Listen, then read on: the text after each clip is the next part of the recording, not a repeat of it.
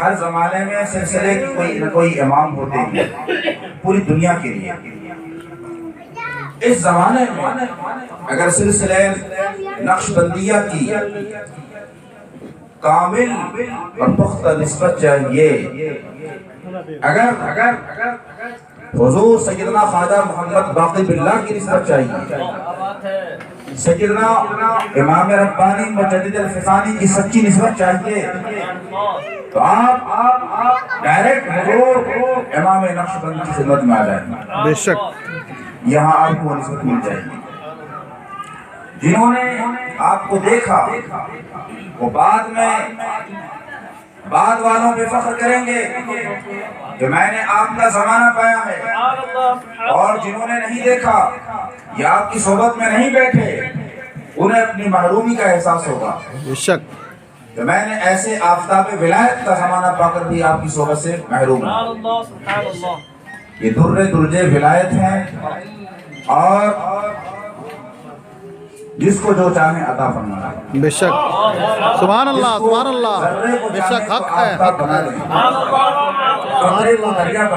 بے شک بے شک سبحان اللہ، نگاہ کرم کی دیر ہے، بس آپ جتنا چاہیں فیض کا حصول دل سے ہوگا، صرف زبانی سبحان اللہ کہنے سے نہیں ہوگا۔ اب میں آ رہا ہوں اپنے اصل موضوع کی طرف۔ اللہ تعالیٰ فرماتا ہے قرآن مجید میں الم نشرح لک صدرک، اے محبوب کیا ہم نے آپ کے لیے آپ کا سینہ کھول نہیں دیا؟ کیا ہم نے آپ کے لیے آپ کے سینے کو کشادہ نہیں کر دیا؟ ووضعنا عنک وزرک، اور آپ کے بوجھ کو آپ سے ہٹا نہیں دیا؟ الذی انقض ظہرک، جس نے آپ کی پیٹھ کو بوجھل کر دیا تھا۔ اس آیت کریمہ کا مفہوم کیا ہے اس کو سمجھیں۔ نبیوں کے حق میں شرح صدر اس طور پر ہوا کہ اللہ تعالیٰ نے نبیوں کے سینے کو چاک کیا، انبیاء کرام کے سینوں کو چاک کیا جاتا تھا تاکہ اس کے اندر جو نفس کے اثرات ہیں اور دنیاوی حصے ہیں وہ ان کے سینوں سے نکال دیے جائیں گے، تو یہ ان کے لیے شرح صدر ہو جاتا تھا۔ حضور اقدس صلی اللہ علیہ وسلم کا سینہ مبارک 4 مرتبہ شق کیا گیا، چاک کیا گیا، چیرا گیا، اور اس میں سے وہ چیزیں نکالی گئیں جو دنیا کی طرف لوگوں کو مائل کرتی ہیں، کیونکہ بشری تقاضے کے مطابق ایسی چیزیں ڈال دی گئی ہیں کہ جن کو نکالنا ضروری ہے۔ جب آپ پہلی مرتبہ شق صدر 3 یا 4 سال کی عمر میں، جب دائی حلیمہ کی یہاں آپ تھے، اور آپ کے سینے سے وہ چیزیں نکالی گئی اور پھر اس کو ایسی چیزوں سے بھر دیا گیا جو رحمت و انوار سے معمول تھے۔ دوسری بار شق صدر ہوا جب آپ جوانی کے دہلیز پر آپ نے قدم رکھا۔ عام طور سے نوجوان لہو و لعب کی طرف مائل ہو جاتے ہیں ایام جوانی میں اور اپنے آپ کو سنبھال نہیں پاتے۔ حضور اقدس صلی اللہ علیہ وسلم تو مکمل طور پر ان تمام چیزوں سے پاک تھے، پھر بھی اللہ تبارک و تعالیٰ نے آپ کا شق صدر فرمایا۔ تیسری مرتبہ جب آپ کے اوپر قرآن پاک کا نزول شروع ہوا تو نزول قرآن سے پہلے آپ کے سینے کو چاک کیا گیا تاکہ آپ قرآن کے بوجھ کو سینے میں برداشت کر سکیں اور وحی الہی کے بار کو اپنے سینے میں محفوظ کر سکیں، اس کو برداشت کر سکیں۔ اس لیے ہوا چوتھی مرتبہ جب شب معراج آپ تشریف لے گئے تو اس لیے شق صدر کرایا گیا تاکہ وہاں جو تجلیات کا ظہور ہوگا اور جس قدر نور کی کثرت ہوگی، آپ کی آنکھیں ان انوار کو دیکھ کر خیرہ نہ ہو جائیں اور آپ کے قلب اندر پر کوئی اثر مرتب نہ ہو جس کی وجہ سے قلب کو بہت طاقتور کر دیا گیا، قلب کو توانائی بخشی گئی اور مکمل نور کا پتلا بنایا گیا۔ تو انبیاء کے حق میں شق صدر یہ ہے سینے کو چاک کر نکال دیا جائے، لیکن امت کے حق میں، مومنین کے حق میں، سالکین کے حق میں شرح صدر کیا ہوگا، ان کا شق صدر کیسے ہوگا؟ اس کو سمجھنے کے لیے آپ کو شیخ کامل کی صحبت میں آنا پڑے گا۔ شیخ کامل اپنی نظروں سے شرح صدر فرماتے ہیں۔ بے شک بے شک۔ شیخ کامل اپنی نگاہوں سے آج بھی شرح صدر ہوتا ہے، آج بھی شق صدر سے گزارا جاتا ہے، ورنہ پھر سرکار کی سنت پوری نہیں ہو پائی۔ شق صدر کے بغیر کام کہاں چلنے والا ہے؟ نفس تو انسان کا بہت زیادہ طاقتور ہے، مغرور ہو چکا ہے، وہ انا مشہور ہے۔ جب تک اس نفس کو ختم نہیں کریں گے، نکالیں گے نہیں، ماریں گے نہیں، یہ آپ انسان کامل نہیں بن سکتے۔ انسان کامل بنانے کے لیے اس نفس کا مرنا ضروری ہے تاکہ صرف روح ہی روح باقی رہ جائے۔ نفس کو ایسے مارا جاتا ہے، نفس کو شیخ ہی مارتا ہے، پیر کامل ہی مار سکتا ہے۔ بے شک بے شک، سبحان اللہ پیر سبحان کامل اللہ۔ کے علاوہ کسی کے پاس یہ پاور نہیں ہے۔ بے شک۔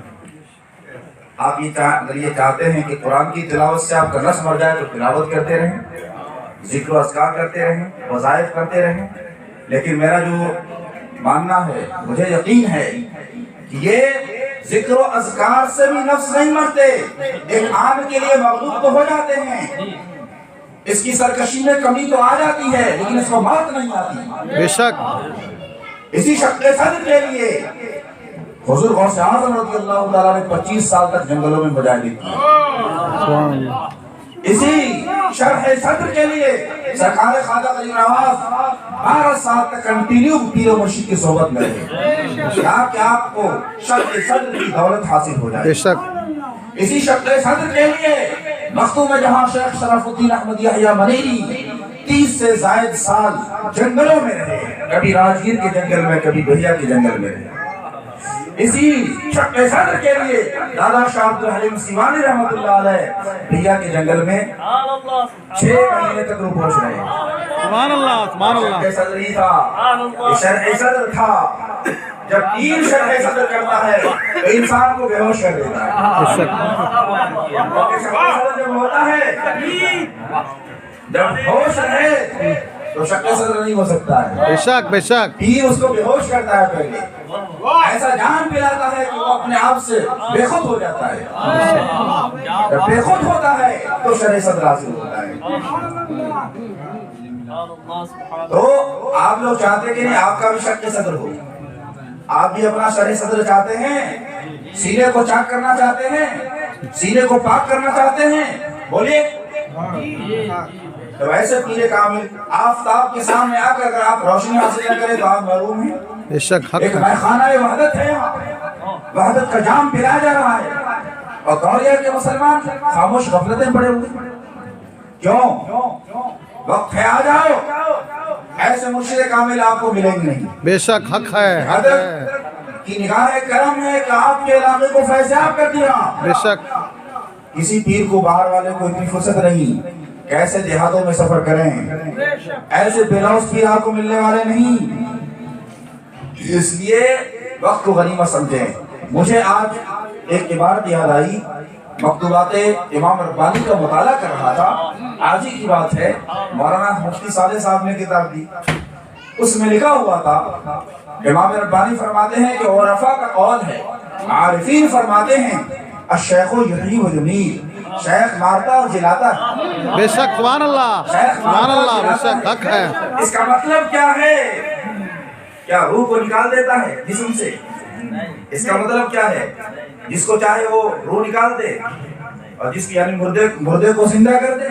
اس کا مطلب فرماتے ہیں شیخ کا مطلب یہ ہے کہ شیخ حقیقی روح کو زندہ کر دیتا ہے، سبحان اللہ سبحان اللہ۔ بے شک نفس کو مار دیتا ہے، بے شک نفس امارہ کو اپنی نگاہوں سے ختم کر دیتا ہے۔ بے شک۔ یہی ہے الشیخ یحیی و یمیت، شیخ ان صفات کو زندہ کر دیتا ہے جو صفات ہمارے اچھی صفات ہمارے سینوں میں تو موجود ہیں لیکن وہ سوئی ہوئی حالت میں ہے، خوابیدہ حالت میں ہے یا مری ہوئی حالت میں ہے۔ صفات حمیدہ کو شیخ زندہ کر دیتا ہے، اس کے اندر تواضع آ جاتی ہے، اس کے اندر حسن آ جاتا ہے، اخلاص آ جاتا ہے، ایثار اور توکل آ جاتا ہے، رضا اور صبر عنابت اللہ آ جاتا ہے۔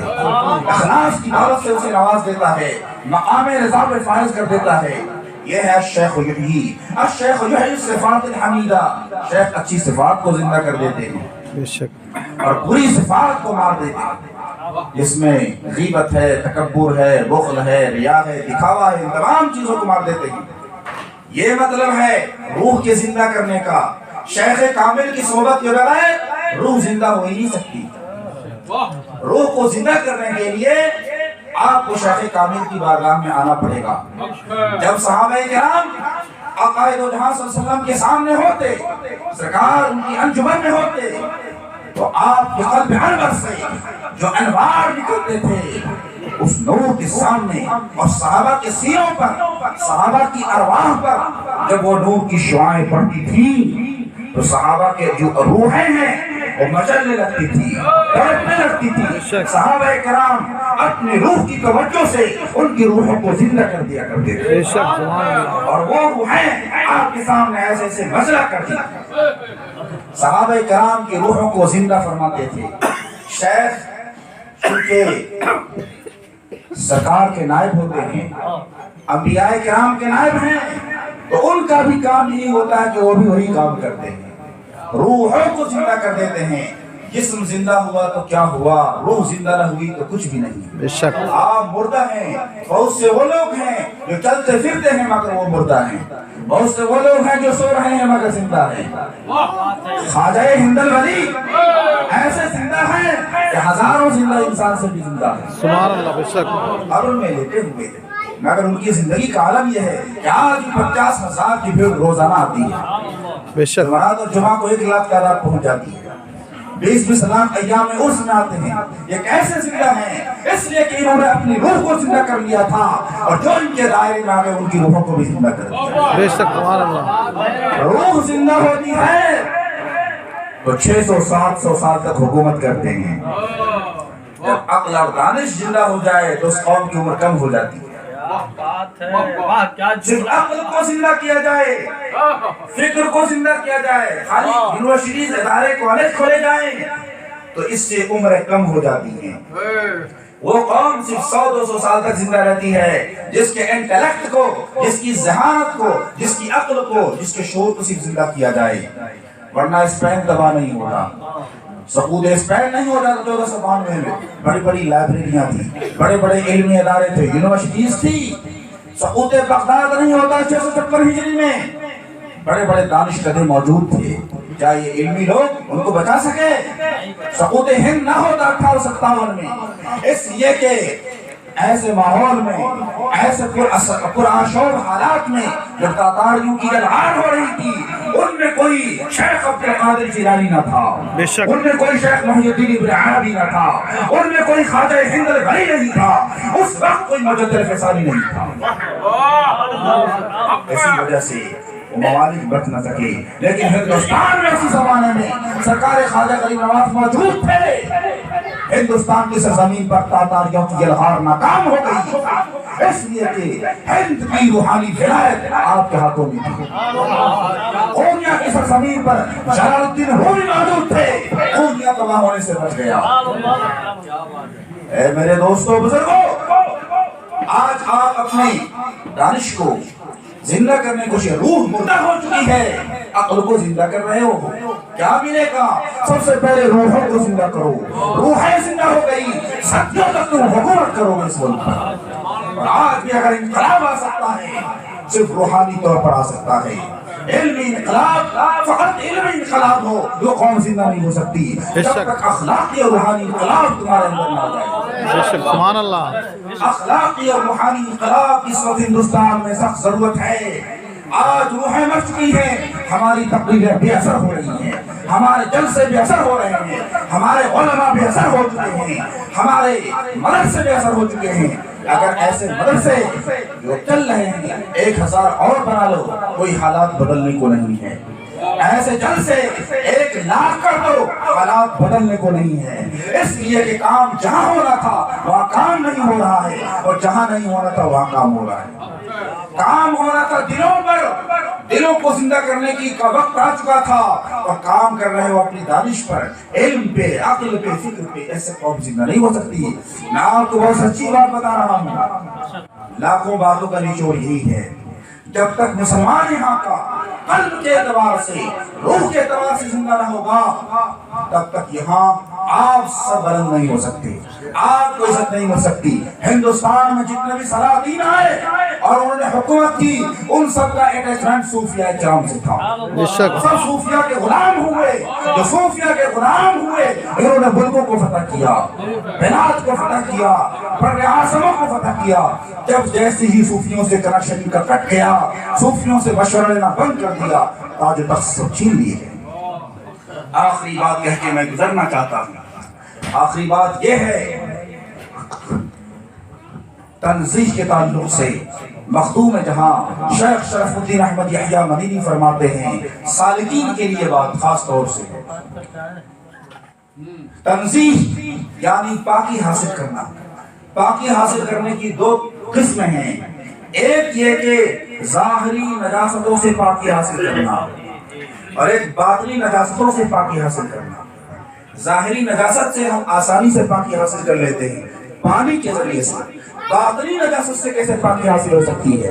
باطنی نجاست ظاہری نجاست سے بھی زیادہ سخت تر ہے. آپ کے دل میں اگر کسی مسلمان بھائی کے لیے حسد ہے، آپ کے اندر ریا ہے، دکھاوا ہے، تکبر ہے، تو آپ کی عبادت بھی بیکار ہے. اس لیے دونوں سے پاکی حاصل کرنا ضروری ہے.